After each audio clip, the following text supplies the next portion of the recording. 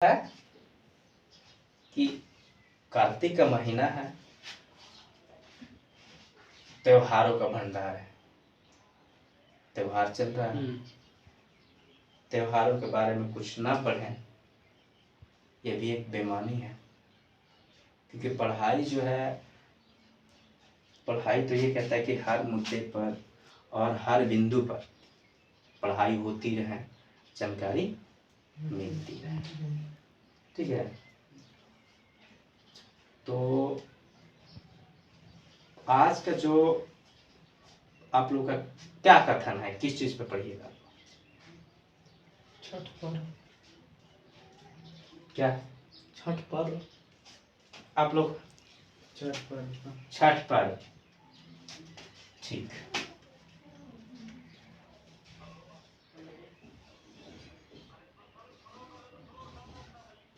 छठ पर्व,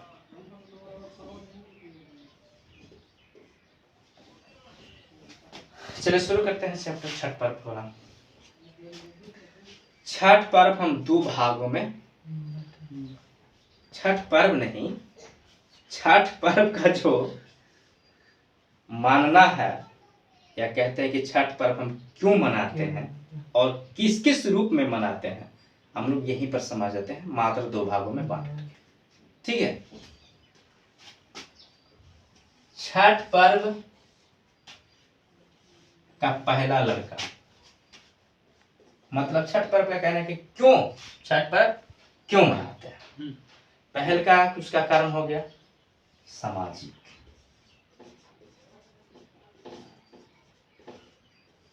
दूसरा का हो गया पारंपरिक,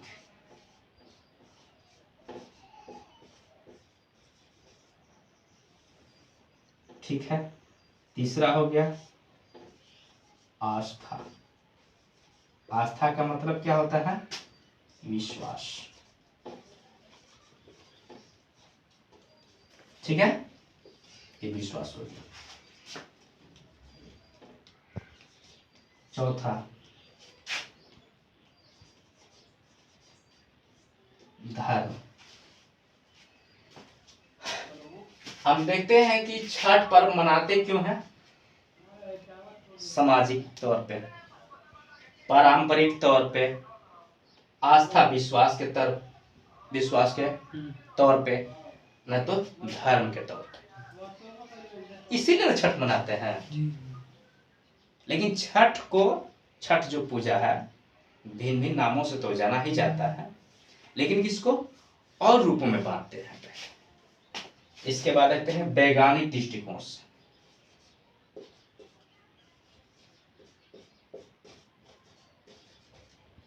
वैज्ञानिक दृष्टिकोण,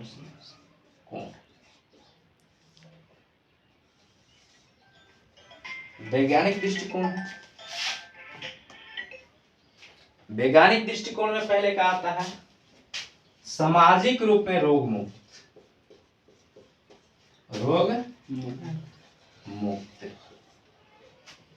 पारंपरिक तौर पे साफ सफाई,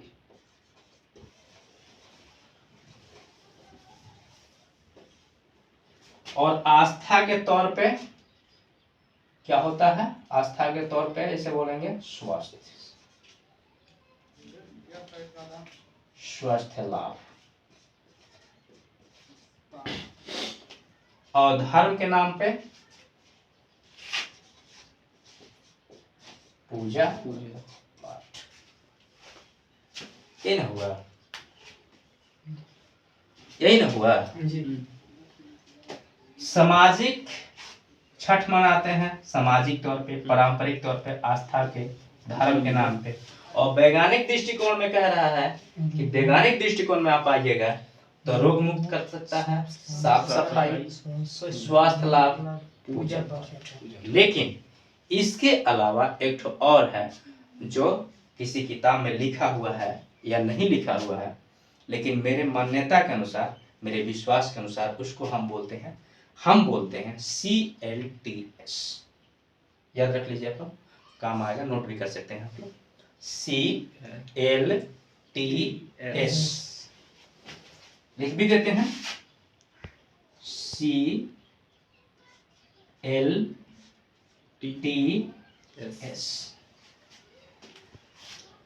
हम इस क्रम में भी लिख सकते थे, लेकिन इस क्रम में हम लिखे क्योंकि हमें हमारा सोच जो है और हमारा जो मान्यता है वो थोड़ा सा वैज्ञानिक दृष्टिकोण पर ज्यादा झुकाव कर रहा है।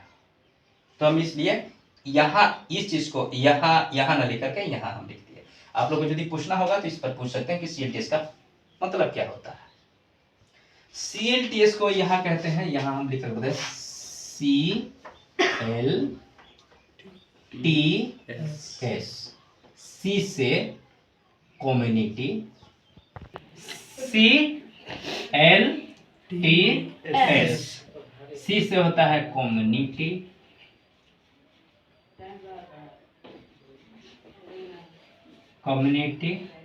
L से होता है लीड, T से होता है टोटल, S से होता है सैनिटेशन। सामुदायिक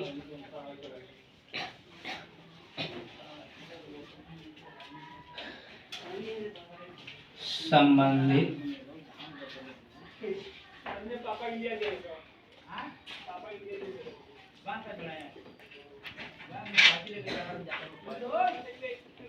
संपूर्ण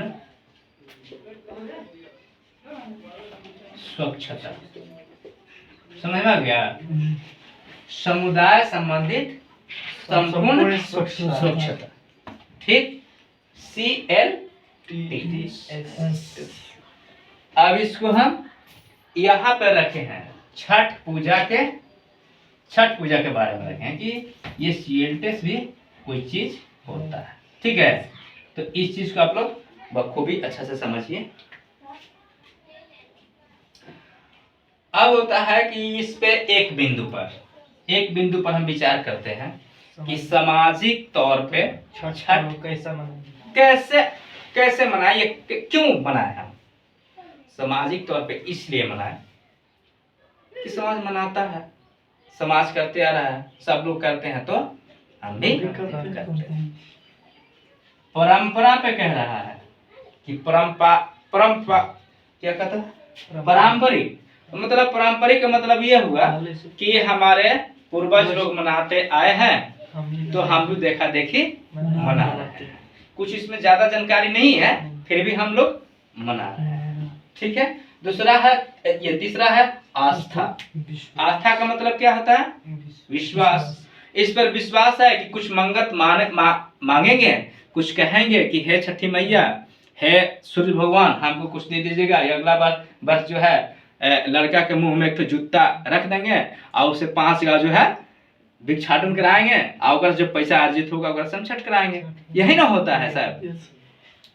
तो ये है ये कि मतलब एक तो परंपरा है जो अपने ऊपर लोग कहता है कि भारा भग रहना है, ये ना कहता है कि भारा भाग दिए हैं, इसको करना जरूरी है। इसके बाद आता है धर्म। हो गया ना, गुड बात। धर्म कहता है कि हिंदू धर्म ही लोग करेंगे, हिंदू धर्म के जितने लोग हैं वो करते हैं। तो भारतवर्ष में बिहार, बंगाल, उड़ीसा और उत्तर प्रदेश, झारखंड,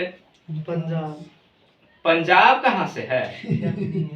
हम तो कह रहे हैं कि बंगाल तो है, इधर नेपाल भी है, तो नेपाल के हमारे देश में आता है? नहीं ना आता है, तो नेपाल भी मनाता है इस चीज को। तो इतना ही क्षेत्र क्यों मनाता है, इतना ही भूभाग क्यों मनाता है, और कोई भूभाग क्यों नहीं मनाता है? क्या सिर्फ इन्हीं भूभागों में धर्म है और किसी भूभाग में धर्म नहीं है? तो कहने का तात्पर्य है कि यहाँ धर्म जो है कह रहा है कि हिंदू धर्म के ही लोग इसको मनाते हैं, यही ना कह रहा है। फिर भी धर्म की आस्था में लोग सोचते हैं कि हिंदू धर्म के छठी मैया है, हिंदू धर्म के सूर्य भगवान है, यही ना होता है। इसका डेफिनेशन क्या हो सकता है? यही ना हो सकता है कि हिंदू धर्म के हम लोग हैं, हिंदू धर्म के अनुयायी हैं, हम लोग हिंदू धर्म मानते हैं, तो हम लोग को करना चाहिए। ठीक है, कभी कभी किसी किसी अवस्था में ऐसा समय आ जाता है जो कि लोग नहीं भी करते हैं, हिंदू धर्म में रहते हुए भी लोग नहीं करते हैं। जैसे किसी के घर में किसी की मृत्यु हो जाए, किसी के घर में किसी का जन्म हो जाए, तो भी लोग नहीं करते हैं, ऐसा हम सुने हैं। ठीक है, तो हम एक के प्रश्न आप लोग से करते हैं कि इसके बारे में क्या लाभ है? लाभ हानि की तो बात आएगी, लाभ हानि की तो बात आएगी ना, कि इस इतना काम करने से, सामाजिक काम, सामाजिक देख रेख करने से, पारंपरिक देख रेख करने से, उसके अनुसार चलने से, आस्था से, धर्म से हमको क्या लाभ है? क्या लाभ हुआ? क्या लाभ प्राप्त? हम कहेंगे यहाँ पर कि ऐसा कुछ लाभ नहीं, कुछ लाभ नहीं है।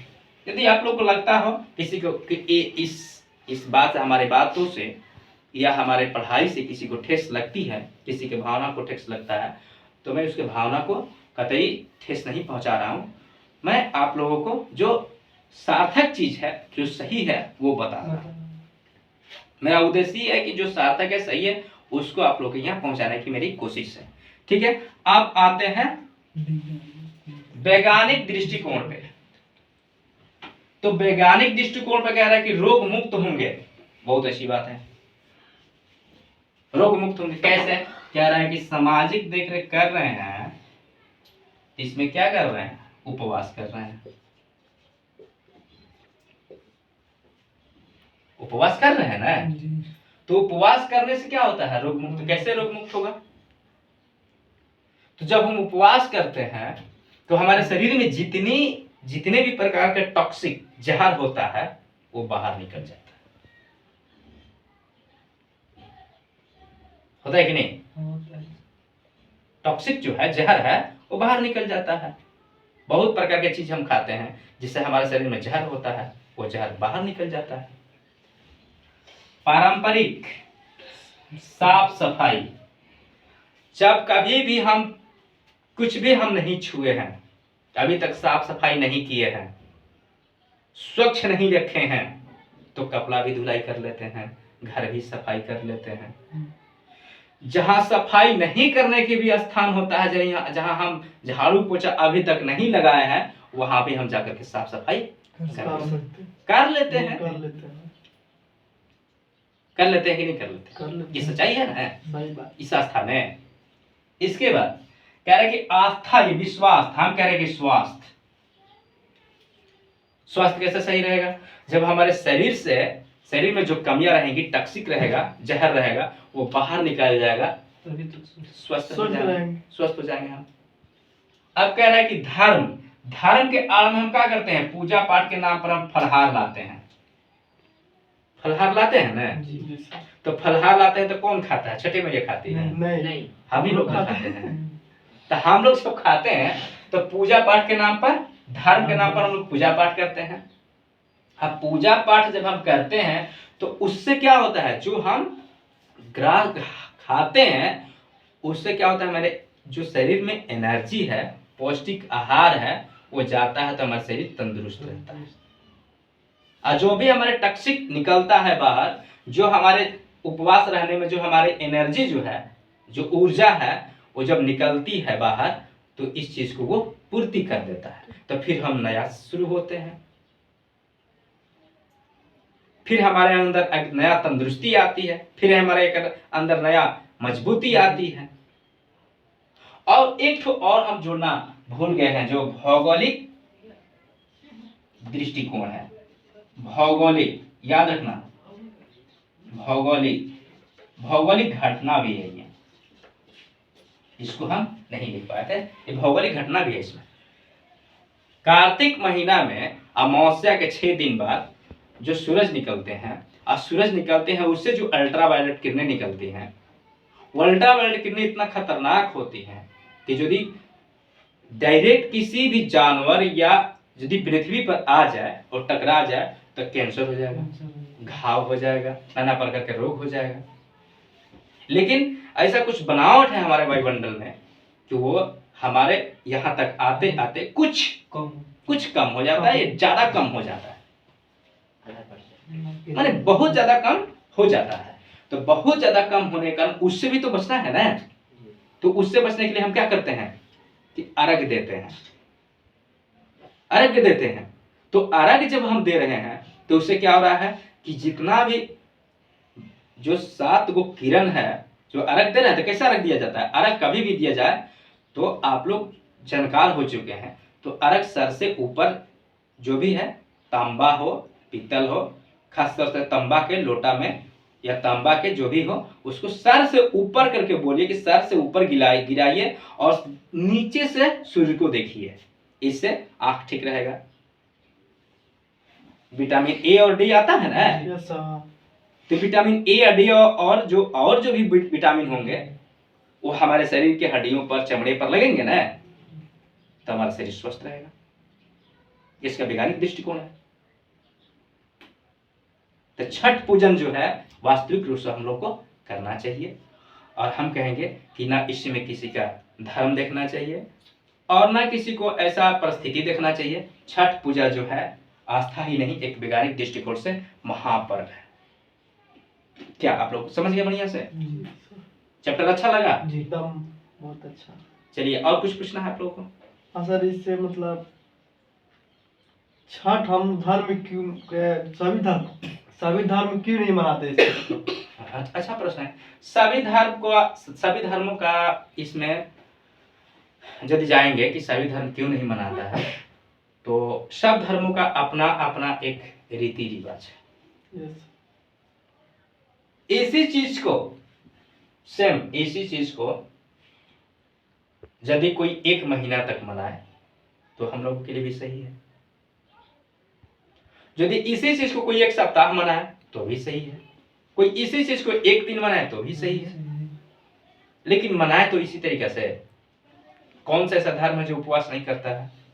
सभी धर्म। कौन सा ऐसा धर्म है जिसमें उपवास की व्रत नहीं रखा जाता है? हाँ, उसमें अलग अलग परंपरा, अलग अलग रीति रिवाजें हैं। लगता है कि नहीं हम हिंदू ही मना रहे हैं, ऐसा नहीं है। अब तो पूरे विश्व लेवल पे दुर्गा क्या बोलते हैं इसको, छठ पूजा सूर्य उपासना हो रही है पूरा विश्व लेवल पे। अब कोई इसमें सिख, ईसाई, हिंदू धर्म, मुस्लिम कोई भी हो कर रहा है, इसको व्यापक रूप में हो रहा है। तो हम कहेंगे यही कि एक हिंदुओं का ही पर्व नहीं है, ये सब लोगों का पर्व है। जितने भी यहाँ पे इंसान रहते हैं इस सब के लिए पर्व है, किसी एक के लिए नहीं है। ठीक है, आगे आप लोग इस चैप्टर को फिर से हम समझाएंगे, समझते रहिएगा। फिर समझा रहे हैं हम। क्या आप लोग अच्छा लगा? अच्छा लगा? पौराणिक मान्यता के अनुसार